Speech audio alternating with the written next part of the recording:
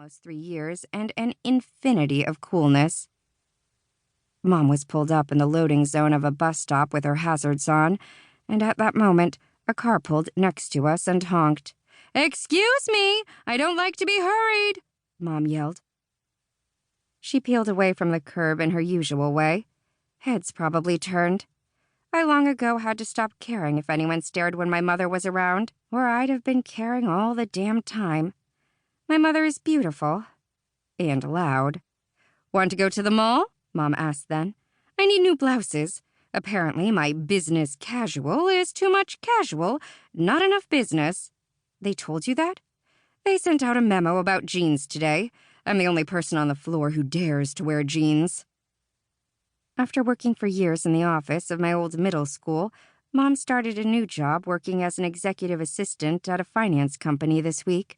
It pays better, so maybe her days of broken CD players and rent-controlled apartments are numbered.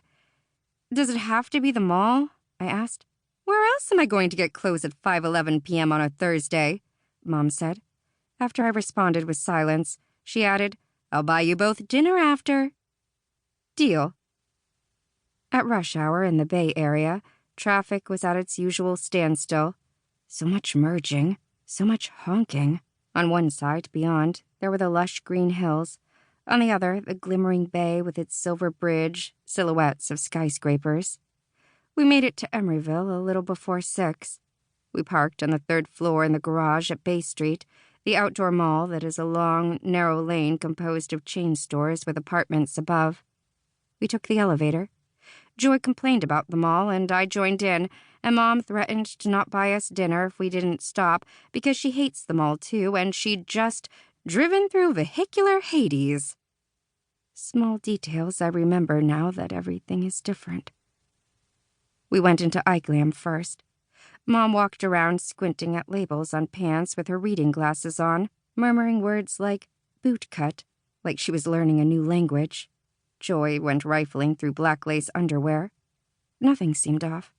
Teenagers trying on bras over their clothes and giggling. A woman talking on her phone on speaker. Some zombie-eyed employees folding leggings. I told Joy and Mom that I was going next door to the cupcake shop. I took my time.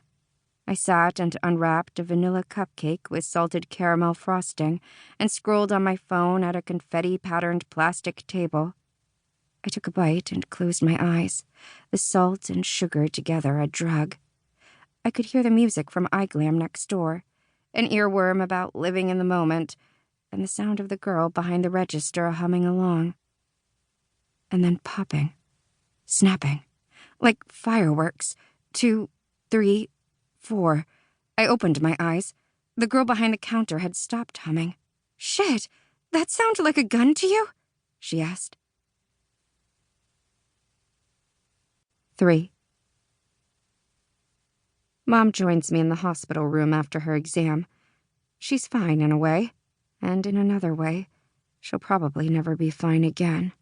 She's pale from shock, mascara smudged.